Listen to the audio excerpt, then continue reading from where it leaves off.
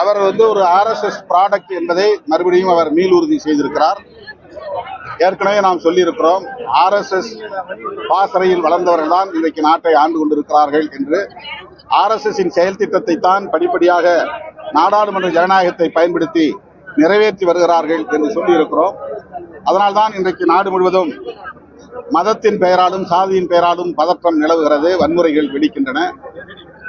ஆர்எஸ்எஸ்ஐ சுதந்திர தின விழாவிலே அவர் பாராட்டி இருப்பது ஏற்புடையதல்ல. அந்த இயக்கம் அரசு சாராத ஒரு தொண்டு நிறுவனம் என்றாலும் கூட அந்த இயக்கம் பலமுறை இந்திய ஒன்றிய அரசால் தடை செய்யப்பட்ட இயக்கம்.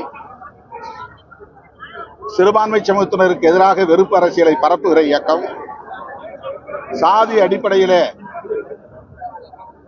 இந்துக்களை அணிதிரட்டுகிற ஒரு இயக்கம்.